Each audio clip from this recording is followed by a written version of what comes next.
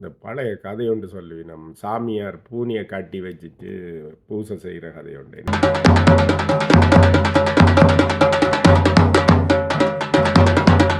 என்றால் பூனை வந்து சாமியார் தவம் செய்து போட்டு பூசை செய்யும் போது வழிபடும் போது பூனை பாலை குடித்து அரியணம் பண்ணி தண்டினோன்னா சாமியாருக்கு அது இந்த பூனையின் தொந்தரவு தாங்க முடியலையா. அப்போ அவர் பூனையை கட்டி வச்சு போட்டு தான் பூசை செய்கிறது. இதை அவற்ற சீடர்கள் பார்த்து கொண்டு இருந்திருக்கணும். இப்போ குரு வந்து இப்போவும் பூனையை கட்டி வச்சு போட்டு தானே பூசை செய்கிறான்னா அது பூனை சாமியாருக்கு பிறகு பூனை செத்தும் போச்சு. அப்போ இவைய எப்போ பூசை செய்யும் போதும் ஒரு பூனையை ஒன்று எங்கேயாவது தேடி பிடிச்சி அதை கொண்டு வந்து கட்டி வச்சு போட்டு தான் பூசை செய்கிறதாம். அது வளமையாக வந்துட்டு அது மாதிரி தான் கேடாவில் நிகழ்ச்சி செய்கிற எல்லாரும் எங்கேயாவது தேடி பிடிச்சி ஒரு தமிழ்நாட்டு சினிமாக்காரனை கொண்டாந்து மேடையில் வைக்காமல் நிகழ்ச்சி செய்கிறே இல்லை. அவ்வளோத்துக்கு இங்கே நிகழ்ச்சின்னா தமிழ்நாட்டார ஒரு சின்ன மேளத்தை கொண்டு வந்து மேடை ஏற்றாமல் செய்கிற அளவு நடக்காமல் போயிடுச்சு. நம்மளோட ஐயா மதவடி மன்னர் வந்து இதுக்கு நல்ல கடி கொடுப்பார், அருமையாக கடிச்சிருப்பார். அவையில் என்ன செய்கிறேன்டாவாம், எங்களோட ஈழத்தமிழ் கலைஞர்களை வந்து இலவசமாக செய்யணுமென்று எதிர்பார்ப்பினமா. முதல் அவ சினிமாக்காரர் வரும் மட்டும் இவை செய்யணும் மேடைக்கு என்ன, அப்போ தான் ஆக்களையும் கொஞ்சம் பேரை கூட்டலாம்னு சொல்லி போட்டு இவையை இலவசமாக வந்து செய்யணும். அதுகள் வேலைக்கும் லீவு போட்டுட்டு இவைகளுக்கு இலவசமாக செய்யணும். அப்புறம் என்ன செய்வினவாம்ண்டாவும் அவ சினிமா கலைஞர்களோ அவ ரெடி, இந்தியாக்காரெல்லாம் நிகழ்ச்சி அவ வரப்போயினும் நீங்கள் நிப்பாட்டுங்கூடான்ட்டு முதுகில் சொருவினுவான் பின்னுக்கு மேடைக்கு பின்னால் வந்து அண்டு போட்டு. அப்புறம் அதுகளும் பாவம் நிப்பாடி போட்டு வேலையும் இல்லை காசும் இல்லை நிப்பாடி போட்டு நிகழ்ச்சி முடிஞ்சோடனே களைப்பில் அதில் இருக்கிற தேத்தனி ஏதாவது குடிக்க வலிக்கிட்டான். இது இந்தியாக்காரருக்கு வச்சிருக்கு, அந்த அதில் தேத்தனி கடை இருக்குது, அந்த தெரியுது அதில் டிம் ஹோட்டல்ஸ் அங்கே போய் வாங்கி குடிங்க ஓடும் அண்டு துரத்துறதாமன்ட்டு நக்களுக்கு சொல்லுவார். இப்போ இந்த கதையெல்லாம் வந்து சமூகத்தில் நடக்காமல் அந்த மதவடி மன்னர் வந்து தன்னுடைய நிகழ்ச்சியில் சேர்க்கல. அப்போ இது இந்த காதுகளுக்கு மட்டினது. அப்போ இந்த பறை திருவிழா இருக்குல்ல, பறை திருவிழா வந்து தமிழ்நாட்டு சினிமா கலைஞர்கள் எவரும் இல்லாமல் ஈழத்தமிழ் கலைஞர்கள் முழுமையாக உங்களுடைய விழுதுகளையும் எல்லாரையும் வந்து மகிழ்விக்கிற ஒரு நிகழ்ச்சியாக தான் இது நடக்க போகுது. நம்முடைய சக்தி ராவணன் ஆசான் சொல்லுவார், பறையாசான் சொல்லுவார், ஈழத்தமிழர்களுக்கு வேரிலேயே வந்து ஒரு அந்த பறை சேர்ந்த அந்த நாதம் வந்து இப்பவும் வந்து அவைக்கு ஓடிக்கொண்டிருக்குமெண்டு. இதே மாதிரி மிகப்பெரிய நடிகர் சத்யராஜ் சொல்லுவார், எங்களுடைய பேச்சிலேயே வந்து ஓம் ஓம் இப்படியெல்லாம் வந்து ஓசை நயம் அதெல்லாம் கலந்துருக்குது என்று சொல்லுவார். அப்போ இதுகள் வந்து எங்களுக்கு தெரியாது, மாற்றான் தோட்டத்து மல்லிகையை தான் நாங்கள் இதுன்றது. அதுக்காகத்தான் இந்த பறை இசையில் வந்து நான் வந்து பறை இசை மட்டும் இல்லை, இதில் முழு மரபிசையும் வரப்போகுது. அதே நேரம் திரை இசை பாடல்கள் அது இதில் எல்லாமே வரப்போகுது.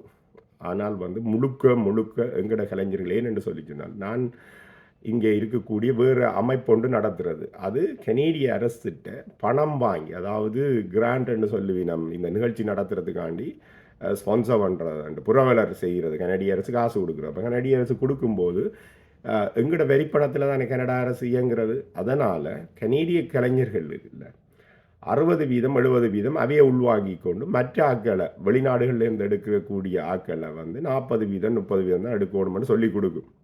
ஆனால் இவ அப்படி செய்கிறே இல்லை. ஏன்னா எங்களோட மக்களுக்கும் ஒரு தமிழ்நாட்டு சினிமா மோகம் இருக்குது தானே.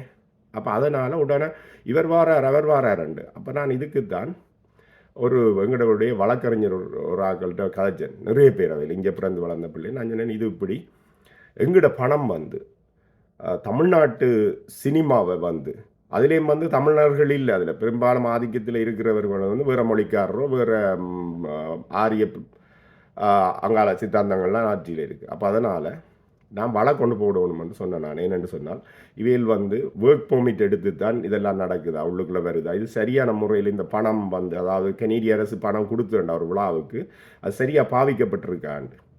அப்போ நான் யோசிச்சு கொண்டிருந்தேன் நான் என்னென்றால், இந்த வலை கொண்டு போட்டோம்னு சொல்லிச்சுன்னா அப்புறம் இதை ஆர்சிஎம்பி இன்வெஸ்டிகேஷன் வரும். அது மட்டும் அப்புறம் கனேடிய அரசு அந்த பணத்தை கொடுக்காம வச்சுருக்கோம். அப்போ எங்களோட சமூகம் தான் விழா தான் பாதிக்கப்படும்.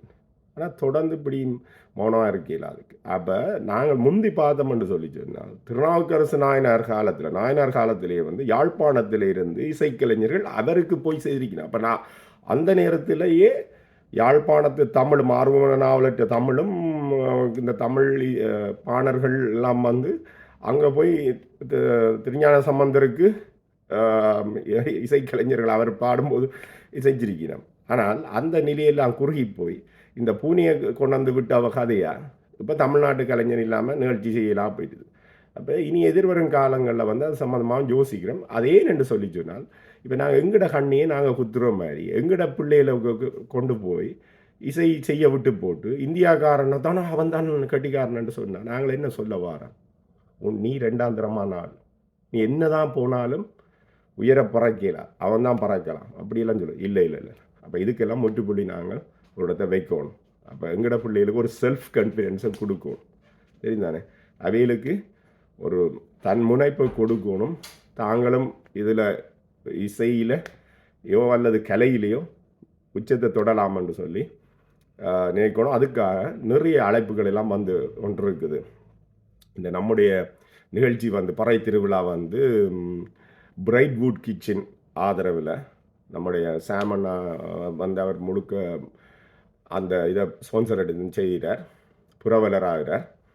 ஆதரவில் வந்து ட்ரீம் லைன்ஸ் என்று சொல்லி கிருவாண்ணேர் அந்த பஸ் கம்பெனி அவையிலும் செய்திருக்கிறோம். இன்னும் நிறைய பேர் எங்களோட சேர்ந்து கொள்வதுக்கு விருப்பமாக இருக்கிறோம். அப்படியான வணிகர்கள் எல்லாம் வந்து அப்போ இப்படி இன்னும் கலைஞர்கள் எல்லாம் வந்து கேட்டுக்கொண்டிருக்கிறேன். நாங்கள் அவைகளுக்கும் வாய்ப்பு கொடுக்கறதுக்கு தயாராகி கொண்டிருக்கேன். அப்போ நான் அந்த போர்டில் இருக்கிறதால, அந்த செயற்குழுவில் இருக்கிறதால வந்து நான் அப்போ இந்த முடிவுகளை உறுதியாக எடுத்திருக்கிறோம். என்னென்று சொல்லி சொன்னால் நம்முடைய கலைஞர்களை வந்து நம்மளை மகிழ்விக்கணும். எல்லாம் அங்கே இங்கே இருந்து கடன் வாங்குற இல்லை. இந்த மண்ணின் கலைஞர்கள் அவைகளுக்கு தான் உங்களுடைய வாழ்வியல் தெரியும். தமிழ்நாட்டில் இருந்து அங்கே இருக்கிற ஒருவனுக்கு வந்து நீங்கள் இங்கே என்ன சாப்பிட்றீங்க, இந்த கடைக்கு போகிறீங்க, எங்கே படிக்கிறீங்க, உங்களோட வாழ்க்கை முறை தெரியுமா? அவர் விடுற ஒரு பகுதி வந்து உங்களுக்கு மனசுக்கு இனிக்குமா? அது சும்மா ஏதோ உண்டு 1000 உண்டா வந்துட்டு போகலாம். ஆனால் உங்களுடைய முழுமையாக வந்து ஒரு கலை உங்களை மகிழ்விக்கணும், அக மகிழ்விக்கணுமென்று சொல்லி சொன்னால் உங்களோட வாழ்கிற ஒரு சக கலைஞனால் தான் முடியும். அப்போ நான் முழுமைப்பட்ட ஒரு மனிதர்களாகவும் வாழ்கிறதுக்கு பறை திருவிழா உங்களோட பிள்ளைகளுக்கு காட்டுறது, நம்முடைய பாரம்பரிய கலைகளை வந்து பிள்ளைகளுக்கு காட்டுறதுக்கு ஒரு முழுமையாக வந்து நடக்க போகுது. எல்லா இசை கலை எல்லாம் வரப்போகுது, உணவில் இருந்து சகலம் வரப்போகுது. அப்போ இது இங்கே இருக்கக்கூடிய குறைகள் நிறைகள் அதுகளே எல்லாத்தையும் வந்து சீர்தூக்கி பார்க்குற மாதிரி தான் இந்த பதிவு. எங்களுடைய கலைஞர்கள் வந்து நீங்கள் பார்த்தீங்கன்னு சொன்னால் தொடங்கி தினம் அவையில் நம்முடைய அனந்த் வந்து அவர் இனிவில் அவர் பாருங்கள் இந்த பெரிய பறவாசின்னு இருக்கார்.